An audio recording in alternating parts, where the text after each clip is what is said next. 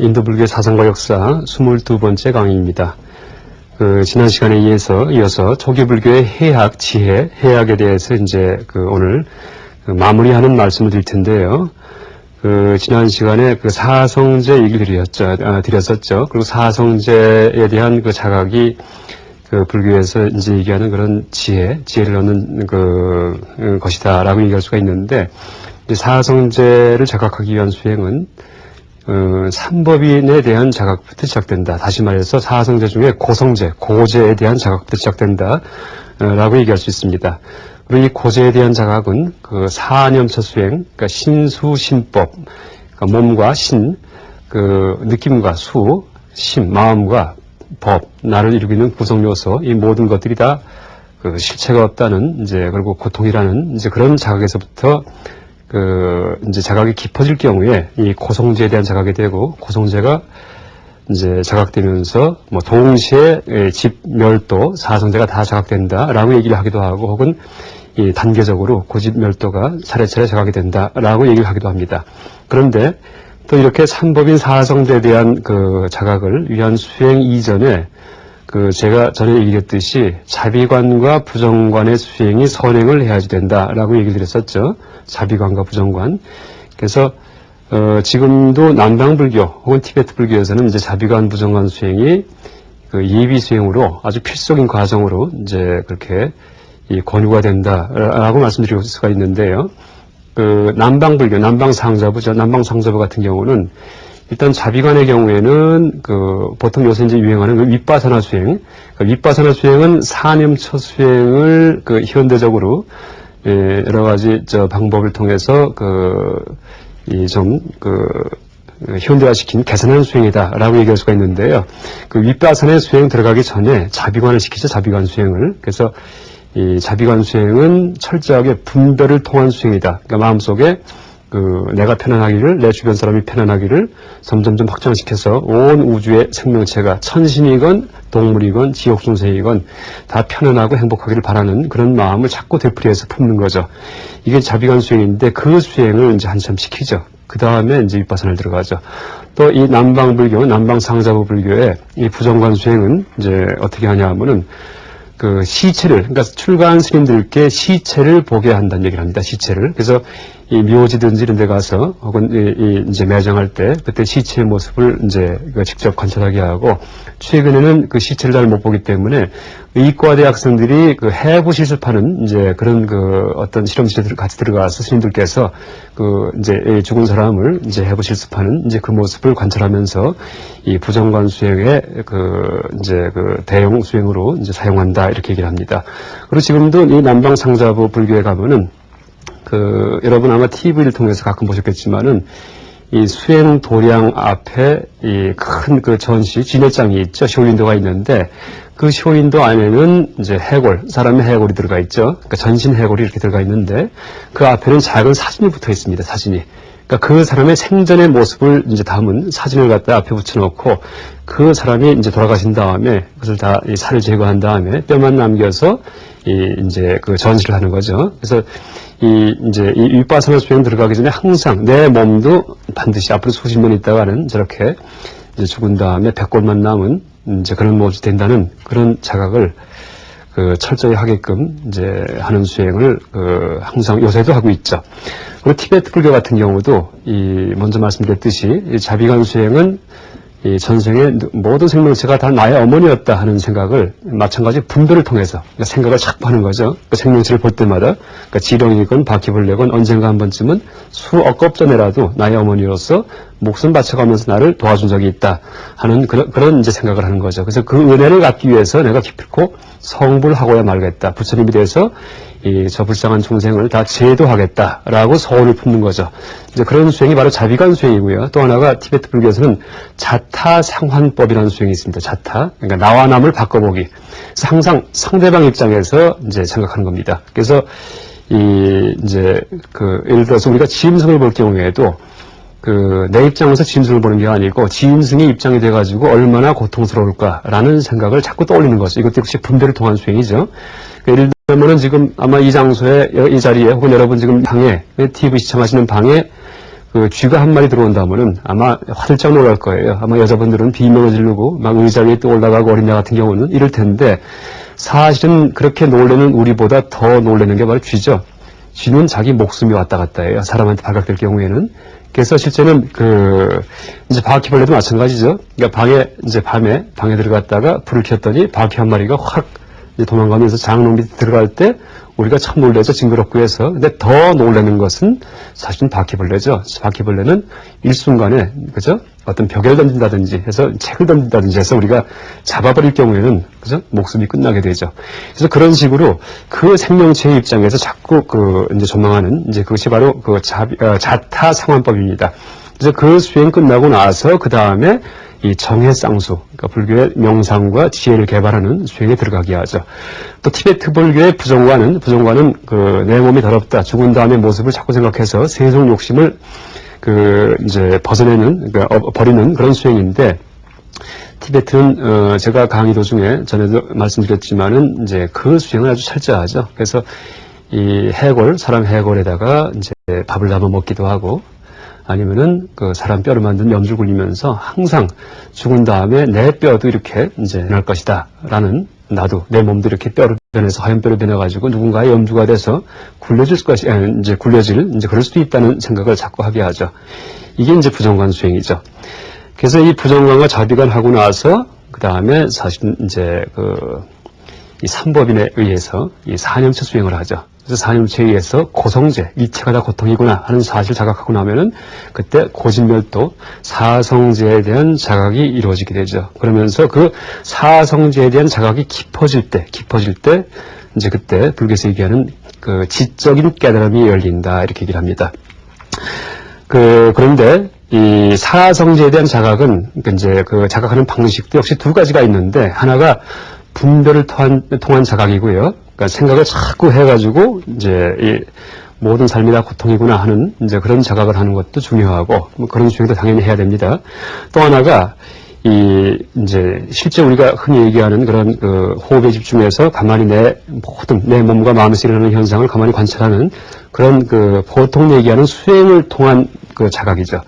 그러니까 분별을 통한 자각은 생각을 많이 하는 거예요. 생각을 없애는 것이 아니고, 또 수행을 통한 자각은 생각 없이 관찰만 하는 거죠. 있는 그대로 보는 거죠. 그래서 두 가지 수행을 다 겸해서 함으로써 사성제에 대한 자각이 깊어진다 라고 얘기할 수 있습니다. 그래서 분별을 통한 수행에서 사성제에 대한 자각을 시키는 방법을 이제 티베트에서 어떻게 얘기를 하냐 하면은, 이제 제가 왜 자꾸 티베트 얘기를 하냐 하면은, 인도 불교가 모두 다 종합돼서 이제 어떤 열매로서 정리된 것이 바로 티베트 불교입니다. 그러니까 장소는 티베트이지만은 인도에서 발생한 모든 불교가 인도에서 불교가 이제 사라지면서 인도 불교가 다 티베트에 수용이 돼가지고 체계화가 되고 정리가 됩니다. 그래서 이 티베트 불교를 얘기할 경우는 이제 인도에서 발생한 모든 불교에 대한 해석을 이제 옳게 할 수가 있습니다. 그래서 이제 제가 티베트에 말씀드리는 건데요. 이 고성제에 대해서 고라는 일체계고 모든 게 다 고통이라는 그런 성스러운 진리, 성제에 대해서 자각을 할 때 이 분별을 통한 자각을 어떻게 시키냐 하면은, 우리가 일체계고할 때, 이 불교에서는 일체계고할 때 초기 경전에서는 일체의 의미를 뭐라고 얘기를 합니까? 생로병사 이렇게 얘기를 하죠. 생로병사. 그러니까 태어나는 것, 늙는 것, 병이 드는 것, 죽는 것. 이게 일체죠. 일체계고할 때. 이것을 사고, 네 가지 고다 이렇게 얘기를 하죠. 또 사고 혹은 팔고도 있죠. 팔고. 8가지 고를 얘기하는 경우도 있는데, 8가지 고는 생로병사의 4가지에다가 4가지가 더 추가가 되죠. 이제 하나가 이제 애별리고 이게 헤어지는 고통이죠. 헤어지는 고통. 또 하나가 원증회고. 그러니까 처음에 것은 사랑하는 사람과 별리, 그러니까 떨어져서 헤어지는 고통이고, 언젠가 우리는 우리 부모님, 형제, 자식, 배우자 다 헤어지겠죠. 죽는 순간에. 그 다음에 이제 원증회고는 내가 싫은 사람과 만나는 고통이에요. 참 보기 싫은 사람인데 이제 할 수 없이 사회생활하고 세속에서 살아가려면은 반드시 만나야 되죠. 이것도 고통이죠. 구부득고 이제 세 번째가, 그러니까 나머지 4개 중에서 세 번째가 구부득고죠. 이것은 구하려고 하지만은 얻어지지 않은 고통이죠. 갖고 싶은데 얻을 수가 없어요. 그러니까 집이 전셋집이고 월세집이고 항상 1년마다 이사를 다녀야 되는데 제발 집 좀 한 칸 마련했으면 좋겠는데 그게 잘 안 돼요. 이것도 일단 구부득고의 일종이죠. 그 다음에 오음선고. 오음선고는 오음은 바로 오온이죠. 내 몸뚱이, 내 몸과 마음 전체가 다 그대로 고통이구나 하는 이제 그런 얘기가 바로 오음선고인데 이렇게 사하고, 그러니까 생로병사라는 네 가지 고통이든지 애별리고, 원증해고, 구부듣고, 오음선고 이 네 가지 합해서 8가지죠. 이런 거에 대해서 낱낱이 분별, 생각을 통해서 관찰하게 합니다. 그래서 이제 조금만 예를 들어 드린다면은 생로병사의 고통을 어떻게 관찰하게 하냐면은 첫 번째 생의 고통을 먼저 관찰하게 합니다. 그러니까 이때 얘기하는 생은 탄생을 의미합니다. 탄생. 우리는 누구든지 탄생을 했죠. 세상에. 그러니까 어머니 자궁 속에서 이제 10달간 이제 태아로서 자라난 다음에 나중에 나와서 생일날 나와서 이제 지금 이 모습까지 자라난 거죠. 근데 그 탄생하는 순간의 고통을 있는 그대로 내 입장에서 그 탄생하는 사람을 바라보는 게 아니고 탄생하는 사람 입장에서 보는 겁니다. 그래서 어떻게 얘기를 하냐면은 우리가 이 하나의 생명체로 이제 탄생하기 위해서 생명체 중에 포유류, 이제 사람은 포유류죠. 젖발이 동물이죠. 탄생하기 위해서는 자궁을 거쳐야 되는데, 자, 전생에 죽었던 중음신이 식이죠. 간다르바가 자궁 속에 착상이 되죠. 수송난이 생겼을 경우에 착상이 되는데, 그 다음부터 10달간은 어떻게 됩니까? 자궁 속에 갇혀 있어야 돼요. 감옥보다 더 좁은데, 요만한 자궁 속에서. 그렇죠? 꼼짝없이 옴짝달싹 못하고, 이것을 있는 그대로 설명을 합니다. 설명을. 그 다음에 또 어떻게 됩니까? 자궁 속에 갇혀 있는데, 앞에는 오줌이 출렁이고, 뒤는 똥이 가득 차 있어요. 그러니까 이제 대변이. 그러니까 아주 더러운 장소예요. 아주 좋겠죠? 그러니까 지금도 여러분 앞에 오줌이 출렁이고 뒤에 똥이 가득 찬, 그런데 10달간 감옥 같은 데 갇혀 있으라 하면은 참 기가 막히겠죠? 그 다음에 이제 10달간 어머니께서, 이제 물론 그 고만이지만은 음식을 먹어서 공급을 해주는데, 자, 그 먹은 음식이 어떤 음식입니까? 입으로 씹었던 음식이에요. 자, 내가 씹었다 뱉은 것도 다시 먹지 못하는데, 남이 씹었다, 아무리 부모라고 하더라도 씹었던 음식을 너 한번 먹어라 할 경우에 먹을 사람이 없죠. 그 더러운 음식을 나한테 공급이 되죠. 그걸 먹으면서 이제 몸이 커서 10달간 있다가, 그 다음에 이제 10달, 출산 때가 돼가지고 바깥으로 나오는데, 자, 몸은 이만큼 커졌는데, 입구는 작아요. 그리고 나가다가는 죽을 수가 있어요. 무시무시하죠? 그러니까 출산 때가 되면은 어떻게 됩니까? 이제 산기가 있으면서 배가 수축을 하죠. 그래서 뭐라고 얘기를 하냐면은, 마치 기름틀에 집어넣고 쥐어 짜는 듯한 그런 고통이 엄습한다 이렇게 얘기를 합니다. 그게 사실이죠. 어린애 입장에서 볼 경우에. 그다가 나가다가는 자칫 잘못하면은 목이 부러지기도 하고 뇌성마비가 되기도 하고 죽을 수도 있고 하는 그런 무시무시한 상황에서 겨우 나왔어요. 겨우 나왔는데 그 다음에 부모가 어린애가 태어났다고 이 부드러운 천으로 감싸서 이렇게 안아주는데 어린아이는 자궁 속에서 양수 속에 떠 있었죠. 출렁이는 물 속에서. 근데 밖에 나오니까 부모 입장에서는 부드러운 천으로 감싸줬는데 아이고, 그 천의 촉감 하나하나가 칼날이 스치듯이 아프다, 이렇게 얘기를 합니다. 이게 사실이겠죠? 이게 바로 생의 고통. 그러니까 이제 우리가 고성제에 대해서, 고에 대해서 분별을 통해서 자각을 할 때, 탄생, 생로병사에서 생의 고통이 무엇인지 자각할 때의 그 의미가, 분별을 통해서 이제 관찰할 때 그 의미가 바로 지금 설명드린 이제 그런 방식에 의해서 관찰하라는 이제 그런 그 얘기입니다. 그 다음에 노병사는 뭐 얘기 안 해드려도 알겠죠. 그래서 늙음의 고통은 어떻게 됩니까? 이것도 어떻게 이제 기술이 되어 있냐 하면은, 늙을 경우에는 자리에 앉을 경우에, 일어났다 이렇게 앉을 경우에는 마치 줄 끊어진 흙을 가득 담은 부대자루가 줄이 끊어진 것처럼 널브러진다 이렇게 얘기해요. 힘이 쭉 빠지겠죠? 그때 앉았다 자리에서 일어날 경우에는 마치 나무 뿌리를 쥐어 뽑듯이 힘이 들다 이렇게 얘기해요. 그러니까 젊은 사람들은 그걸 모릅니다. 근데 노인분들 일어날 때 앉을 때 보세요 한번. 일어날 때조차도 아이고 내 손 좀 잡아줘 이렇게 얘기하세요. 이게 노의 고통이에요. 병자의 고통은 말할 것도 없고 죽음의 고통은 무시무시하죠. 그러니까 죽을 때 어떻게 됩니까? 눈이 멀어요. 귀가 멀어요. 감각이 마비돼요. 꼼짝 못해요. 암흑 속에 빠져요. 그 다음에 죽어요. 이게 생로병사의 고통에 대한 분별을 통한 자각이죠. 이 마음을 통해서 이런 자각을 통해서 철저하게 아이고 이 탄생과 이 삶 자체는 또 늙음 죽음 자체는 어마어마한 고통이구나. 빨리 이 윤회의 세계에서 벗어나야지 하는 그런 마음이 이제 생기게 되겠죠.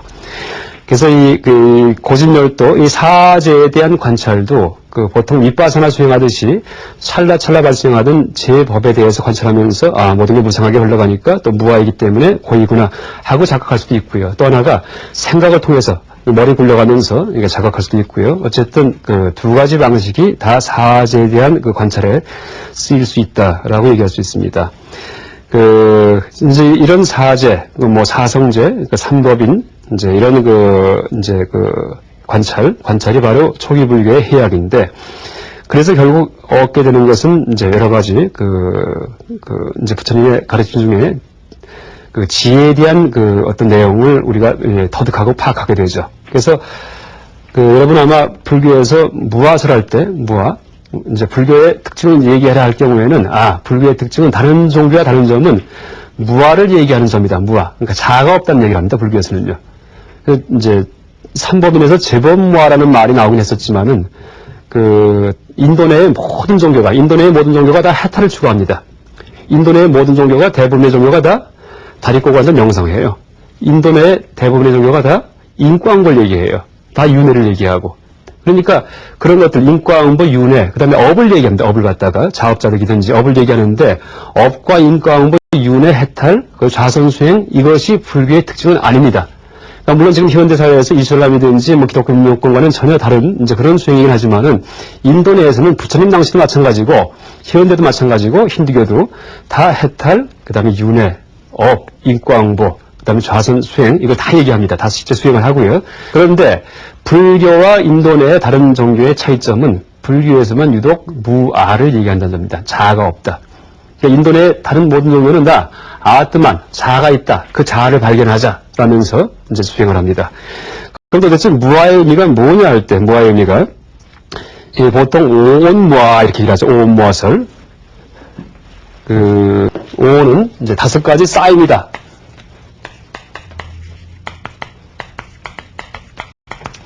그러니까 판차스칸다.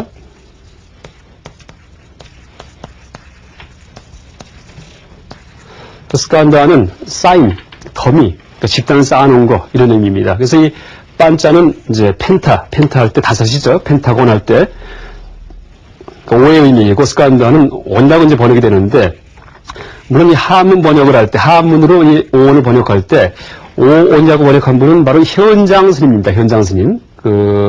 현장 스님은 이 삼장법사, 서유기의 주인공이죠. 이분이 이제 오온 번역을 했고, 그 전에는 오중, 혹은 오음,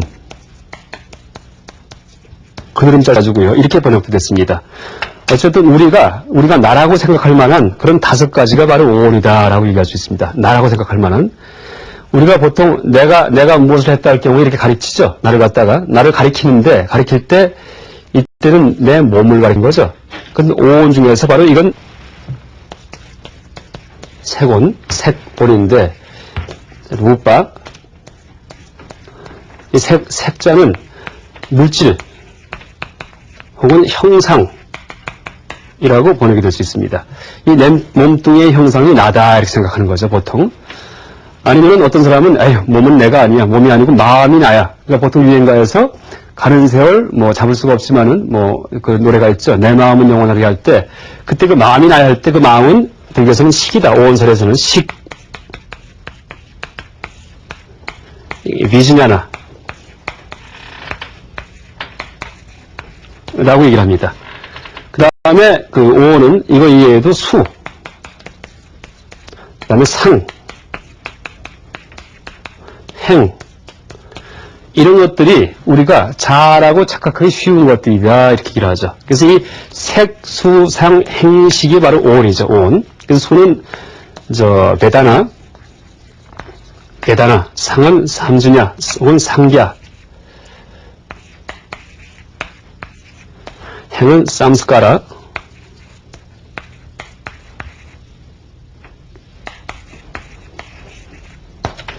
이거는 행은 항상 복수를 씁니다. 복수로다가 복수. 그래서 이 색수상 형식이 이제 바로 오온인데, 일단 이제 문자, 이 말의 의미만 본다면 루빠는 물질 형상이고, 베다나는 이것은 우리말로 번역할 때 느낌이라고 번역할 수 있습니다. 느낌. 그래서 어떤 느낌이냐 하면은 고통과 즐거움을 느끼는 느낌입니다. 그러니까 좋은 느낌, 나쁜 느낌. 그 구체적인 내용은 없습니다. 아직은. 그러니까 베다나의 단계에서는 이건 좋다. 이건 나쁜 느낌이다. 아니면은 좋지도 나쁘지도 않은 느낌이다. 하는 게 이제 베다나고, 베다나에서 베드는 이것은 비드라는 말, 비드는 알다. 알다, 지각하다, 인식하다, 지각하다는 말에서 나온 말이고요. 삼주냐 할 때, 삼주냐, 점을 찍어도 안 찍어도 됩니다. 삼주냐 할 때는 상인데, 이것은 우리에게 언어나 어떤 말을 갖다가 이제 떠올리게 하는 그런 힘이 바로 삼주냐다, 이렇게 얘기합니다. 그래서 이 삼주냐, 상은 삼주냐 해도 되고 삼갸 읽어도 됩니다. 이것은 개념화 작업하는 거, 개념. 생각 속에서 어떤 개념을 떠올리죠. 이게 삼주냐다라고 얘기할 수 있죠. 그 다음에 삼수가라는 이제 행인데, 행은 먼저 시간 얘기 드렸듯이 조작을 의미하죠. 조작. 인연이 모여서 이렇게 이루어지는 것이 바로 행이죠. 그래서 삼수가라는 인연이 모여서 이루어진다는 얘기는 이제 내가 어떤 의지적으로 어떤 활동을 할 때도 여러 가지 인연을 모아서 내 마음에 여러 가지 구성 요소가 모여가지고서 어떤 행동을 하게 되죠. 그래서 삼수가라는 이것을 조작이다라고 번역할 수 있습니다. 조작. 그 다음에 식은 이제 아까 말씀드렸듯이 보통 우리가 얘기하는 마음이다. 보통 유행가에서, 그러니까 불교, 대승불교 후대, 혹은 서원불교에서 얘기하는 마음 말고, 그런 마음 말고, 우리가 그냥 흔히 생각하는 내 마음, 이제 그런 마음이죠. 이렇게 번역을 할 수 있습니다. 그래서 이제 이게 오온인데, 나라고 착각하기 쉬운 5가지인데, 이 오온 모아설에서는 이 어떤 것도 내가 아니다. 라고 얘기합니다. 그건 무슨 얘기냐 하면은, 어떤 것도 영원하지 않다는 얘기입니다. 나이기 위해서는 상일주제해야 된다라고 얘기를 하죠. 상일주제. 항상 때고, 나이기 위해서는, 그러니까 10년 전에 내가 지금의 나와 같아야지 돼요. 그 다음에 단일해야지 돼요. 단일해야지 되죠. 그렇죠? 나는 여러 명이 아니죠. 한 명이죠. 보통 나라고 얘기할 때, 주제한다는 얘기는, 이제 내 의지에 의해서 내를 마음대로 할 수 있는 거, 내 몸을 갖다가, 내 마음을, 이게 주제성이에요. 그래서 상일 주제성이 있어야지, 이 3가지가 있어야지만 나라고 얘기할 수 있는데, 이 5가지 오온은 그 어떤 것도 상일 주제성이 없다는 얘기죠. 일단 색부터 보면은, 물질은 어떻게 됩니까? 내 몸을 일고 있는 이 구성으로서 내 몸은 벌써 절대 상주하지가 않죠. 10년 전의 내 몸과 지금의 몸이 다릅니다. 또 현대의학에서는 우리 몸을 이루고 있는 이 구성 요소들, 물론 이게 이제 살이긴 하지만은 엄밀히 보면은 단백질이죠. 단백질은 탄소, 수소, 그 다음에 산소, 질소, 이런 게 합해진 게, 이게 아미노산이 합해진 게 단백질인데, 탄소, 수소 같은 경우에 공기 중에도 있어요. 공기 중에도. 이게 합해져서 이렇게 묘하게 되면은 단백질 몸에 달라붙고, 칼슘 같은 게 뼈가 되는데 칼슘도 바깥에도 있죠. 흙에도 있고. 그러니까 이 몸은 이제 다 우리가 먹은 음식물로 이루어진 게 이 몸인데, 현대의학에서는 1년만 지나면은 우리 몸의 거의 100%가 다 바뀐다 얘기합니다. 지금 제 이 몸의 모습은 2, 3년 전에 있던 살덩어리, 이건 아무도 없다는 얘기예요. 머리카락도 마찬가지고. 이제 이 방사성 동위원소라는 마킹, 이 원자에다가 마킹을 해가지고서 음식을 만들어서 이제 먹어보니까 그것이 위장벽 같은 경우는 5일 정도만 지나면은 싹 100%가 바뀐다는 얘기합니다. 간이나 피부, 살 같은 경우는 한 달, 뼈가 6개월, 뇌가 한 1년이면은 물론 형상은 대충 남아있지만은 내용은 싹 바뀐다는 얘기죠. 그러니까 2, 3년 전에 있던 몸은 아무것도 없습니다. 지금이요. 색이 무상하죠. 그러니까 현대적으로 얘기한다면은 근데 이제 초기 경전에서는 색은 무상하다, 그러므로 무하다, 그러므로 고다 이렇게 얘기합니다. 무상무하고. 그다음에 수는 당연히 알죠. 느낌은 좋은 느낌, 나쁜 느낌이 하루에도 12번씩 바뀌어요. 영원하지 않습니다. 개념, 생각도 하루에도 여러 가지 생각이 나오죠. 그 다음에 행동, 의지는 우리가 숨 쉴 때마다 내쉴 때는 내쉬고 싶다가 조금 있으면 또 들이쉬고 싶다가 의지가 180도 바뀌어요. 180도. 그 다음에 식이 이제 마음이 그럼 나겠구나, 이것은 변치 않겠구나 하는데 마음도 마찬가지예요. 그래서 이제 이때 이 마음이 변치 않는다는 이론을 외도, 불교 말고 다른 외도들이 어떤 거에 의해서 입증하려고 하냐 하면은 우리는 기억을 갖고 있지 않냐, 기억. 10년 전에 했던 일을 기억하지 않느냐 하면서 불교를 공격합니다. 그러니까 기억이 계속 유지되기 위해서는 기억이 각인될 변치 않는 무언가가 있어야 되지 않겠느냐. 마치 암벽처럼, 암벽은 변하지 않으니까는 거기 쓴 글씨가 계속 유지가 되죠. 그렇듯이 변치 않는 마음이 있어서 기억이 각인됐다가 내가 회상을 할 때 그 기억이 또 불려져 나와가지고서 옛날 일이 떠오르는 거 아니냐 이렇게 얘기합니다. 그러면 기억이 각인됐던 그 마음은 영원한 것이 아니냐. 그게 바로 아트만이다 이렇게 얘기를 합니다. 그런데 불교에서는 어떻게 그걸 대응하냐 하면은 기억도 무상하다 얘기를 합니다. 기억은 하나의 반응일 뿐이다 이렇게 얘기를 합니다. 기억도요. 실제 그렇죠. 기억도 착오가 있고 기억은 기억되는 과정이고 회상하는 과정일 뿐이지 마치 강물이 흘러가듯이 창문 바깥에서 강물이 흘러가듯이 그렇게 하나의 흐름일 뿐이다 얘기합니다. 그러니까 그 흐름이 달라지면은 기억 착오도 생기고 그 다음에 기억되는 것도 한꺼번에 기억되는 게 아니고 흐름을 통해서 기억이 되고 흔들 때도 흐름을 통해서 회상이 됩니다. 그래서 하나의 반응일 뿐이지 기억도 실체가 있는 게 아니다. 무상하다 얘기를 하죠. 그러면은 이 마음도 역시 이제 영원한 것이 아니구나 하는 사실을 알게 되죠. 이게 바로 오온무화설입니다. 오온무화설. 그래서 우리가 나라고 착각할 만한 것이 5가지가 있는데 어떤 걸 뒤져봐도 그 어딜 뒤져봐도 나라고 할 만한 것이 없다 하는 것이 이제 오온무화설이고요. 그리고 왜 이렇게 무화에 대해서 자각해 하냐 하면은 내가 있다는 착각이 나를 이제 내 마음을 병들게 하기 때문입니다. 내 마음을 갖다가 내가 있다는 착각 때문에 죽으면 어떨까? 나는 누굴까? 왜 삶이 있을까? 이런 이제 이 형이상학적 정서적 고민을 하게 되고요. 또 하나 내가 있다는 착각 때문에 좋은 거는 끌어당기고 나를 향해 갖고 싫은 거는 밀게 되죠. 끌어당기는 것은 탐심이고 미는 것은 진심이죠. 그래서 삼독심, 탐진치의 삼독심이 실제 구심점은 자아가 있다는 생각이죠. 치심이죠, 치심. 그러니까 내가 있다는 그 어리석음 때문에 잡아당기고 밀고 하는 그 마음이 생기는 거죠. 그래서 이렇게 이 무아의 진리를 향한 이제 그런 그 여러 가지 수행법과 이제 가르침을 설하고 있는 것이 이제 그 불교의 해학이다, 해학, 지혜에 대한 그런 가르침이다라고 얘기할 수 있겠습니다. 오늘까지 이제 그 초기 불교의 그 가르침 중에 개정해 사막에 대해서 이제 간략하게 말씀드렸습니다. 네, 감사합니다.